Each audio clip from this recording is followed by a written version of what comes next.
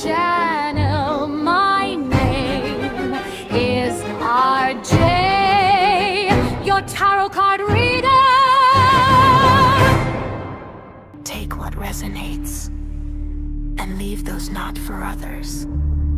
Watch on your own risk.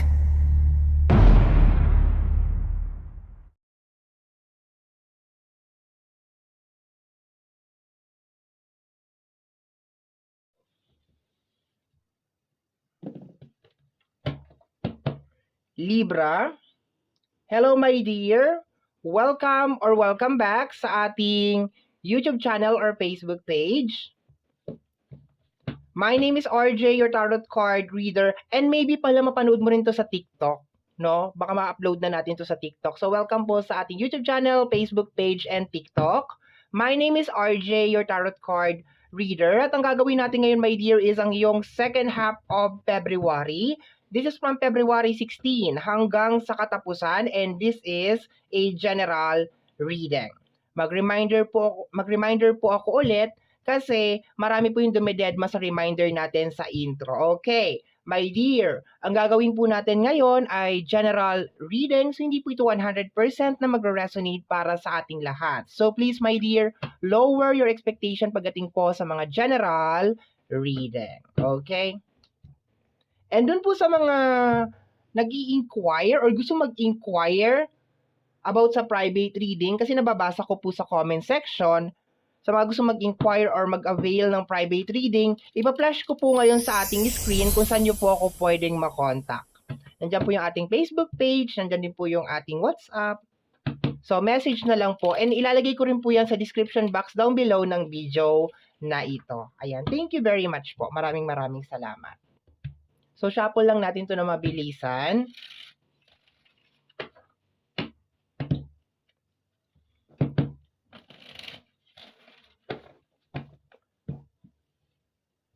And bago tayo, my dear, mag-proceed sa ating reading, ipapaliwanag ko muna kung paano nag-work or kung paano tumatakbo yung ating reading.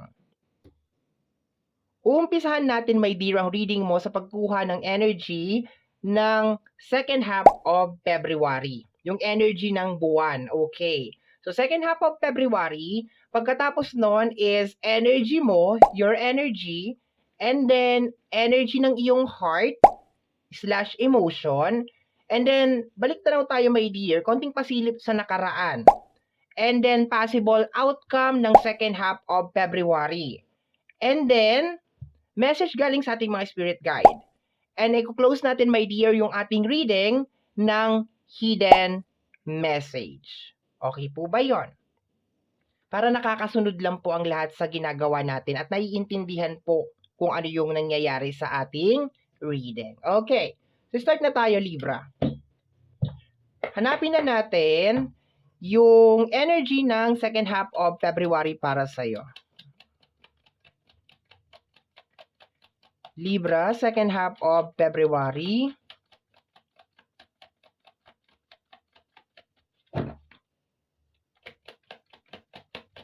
Okay. The Three of Cups. Maganda yung nakukuha ko sa kanya, my dear, kasi it's more on achievement. Sinasabi ng card na to, my dear, sa pagsampa ng second half of February, may mga achievement ka, my dear. Meron ka mga dapat ipag-celebrate or ipagdiwang, my dear, sa energy ng Three of Cups. It's more on parang harvest time, kung meron ka mga ini-expect or meron ka mga gustong mangyari. Eto yun, my dear, eto siya. Parang meron ka ma-accomplish, meron ka ma-achieve sa energy ng Three of Cups. Maganda, my dear, yung energy ng Three of Cups. Celebration siya. Okay? Possible din, my dear, na baka meron ka ring mga matutuklasan or madi-discover. Especially kung meron kang mga tanong, question, or baka merong mga fill in the blank sa isipan mo. So, posibleng mapunan na, my dear, yung mga space na yan. Yung mga tanong, yung mga kuro-kuro, yung mga ganyan. Kuro-kuro, haka-haka, yung mga ganon. Okay? So, maganda siya, my dear. Very, very nice yung energy ng Three of Cups. So, tingnan natin what is going on, my dear, sa energy mo. Ano nangyayari sa energy or anong meron sa energy ni Libra second half of February? Ang dami. O, sige, babasahin natin to, my dear. Pagsamasamahin na lang talaga yung ano dyan sa screen. Okay. So, meron tayong strength card. Meron tayong 8 of cups. Meron tayong Ace of Pentacles. Okay, pagsamasamahin na lang po talaga yan sa screen. Okay. Malamang matakpan na yung screen, my dear. Pakinggan mo na lang yung boses ko.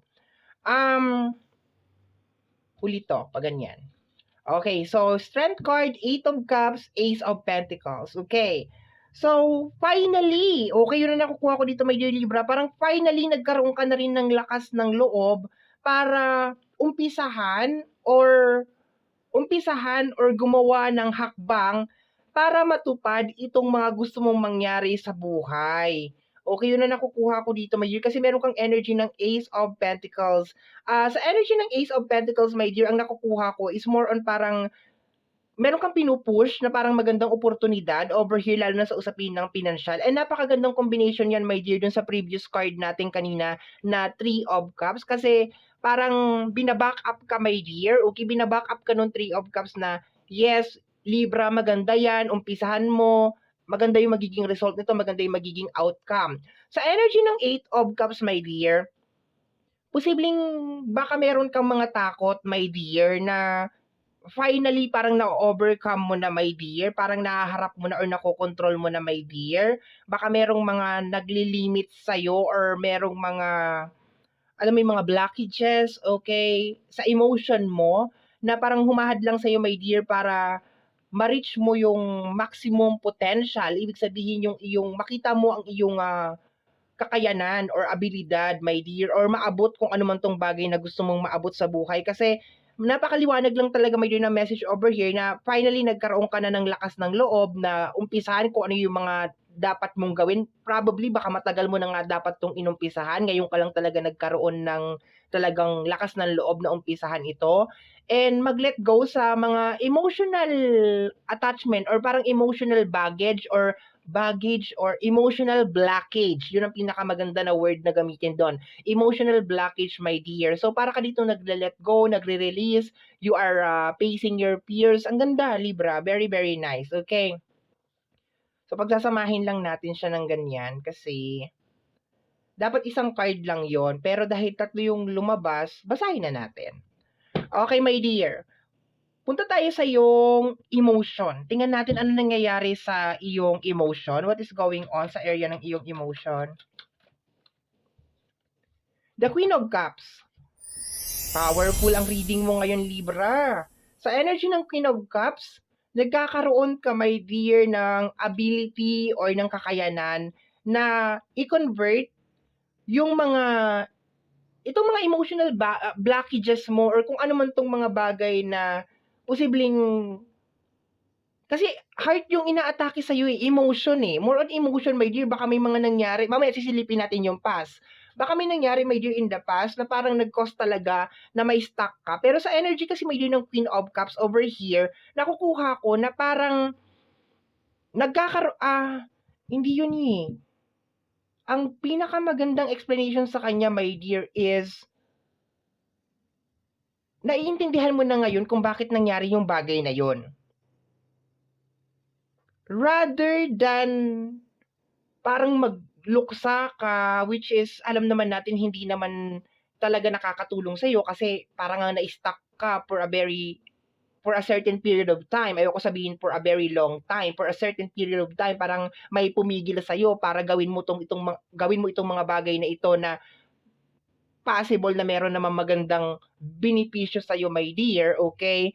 So, may nangyari sa'yo emotionally. Sa energy ng ating Queen of Cups over here, may nangyari sa'yo emotionally. Sisilipin natin yung past, my dear. Sisilipin natin kung ano nangyari sa past. Merong kagandahan lang dito, my dear.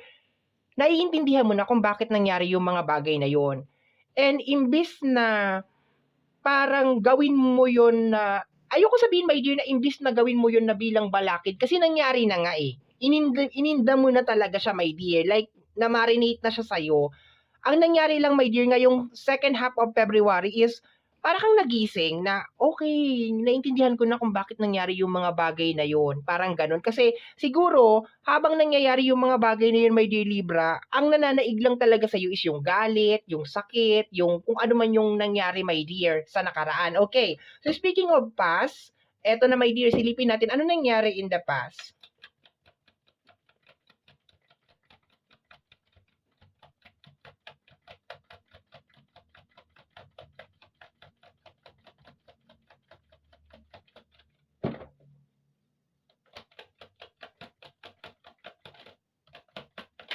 Mm-hmm. We have here the energy of the Ten of Swords. Ten of Swords.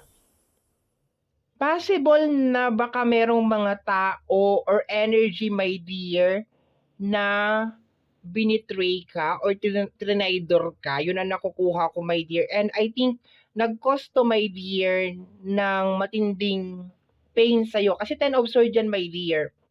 Okay, yung typical na parang imbis na tulungan ka sa isang bagay, baka hinila ka pa pababa, or baka meron ka mga pinagkakatiwalaan na tao, tapos kung sino pa yung pinagkakatiwalaan mo, sila pa yung parang bumaliktad.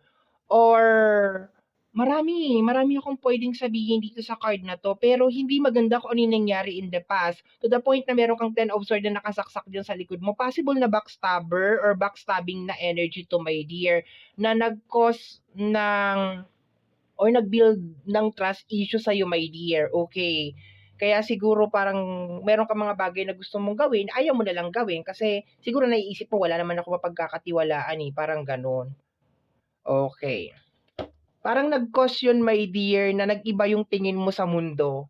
Parang nag-iba yung pananaw mo kung paano tumatakbo yung mundo nang dahil dun sa pangyayari na yun sa energy ng Ten of Swords.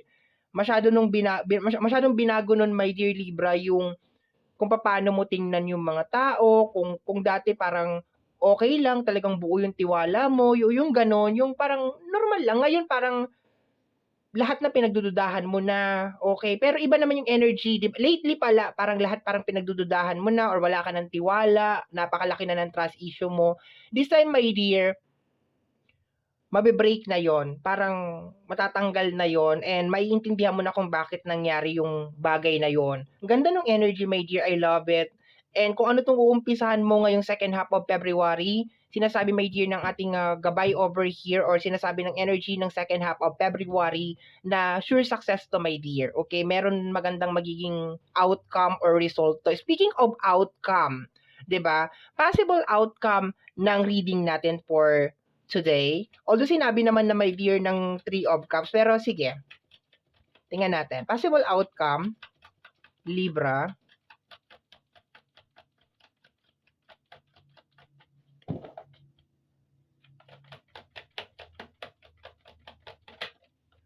The Sun card. I told you.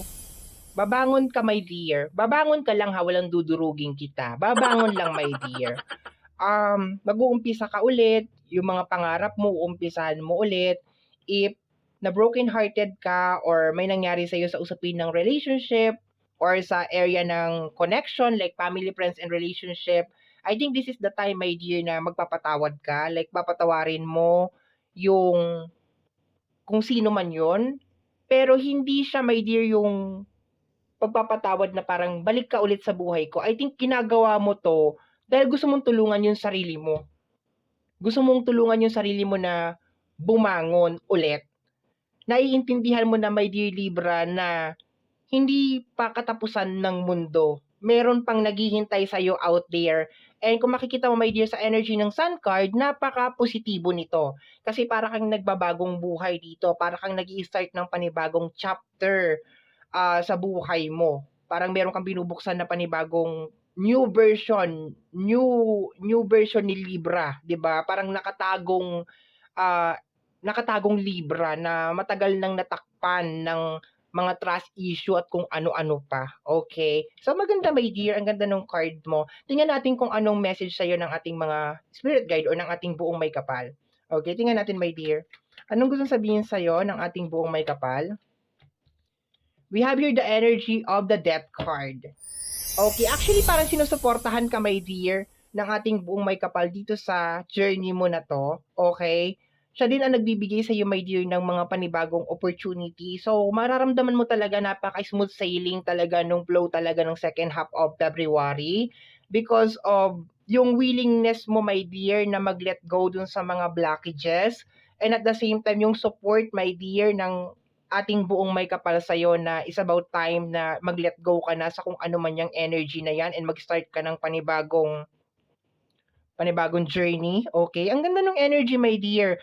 Possible mong maramdaman pagsampa ng second half of February, my dear, na kung meron kang uumpisahan na parang like career or job or mag-a-apply ka, napaka-smooth sailing, my dear. Parang you're hired, ganun ka agad, okay? Like, the confidence is there. And kung ano, my dear, yung hinahanap mo, ayoko nang sabihin, my dear, na kung naghahanap ka ng ng trabaho is nandiyan siya kaagad, possible naman. Pero there's a tendency, my dear, na parang iga-guide ka. Yun ang pinakamagandang ano dun, my dear. Like, nandiyan siya, pero parang iga-guide ka kung paano mo makukuha yung bagay na yon. Okay, yun ang nakukuha ko, my dear. Ang ganda ng reading mo, my dear. Okay, tingnan natin yung hidden message. Ano yung mga possible na hindi natin nakita sa ating reading ngayon, Libra?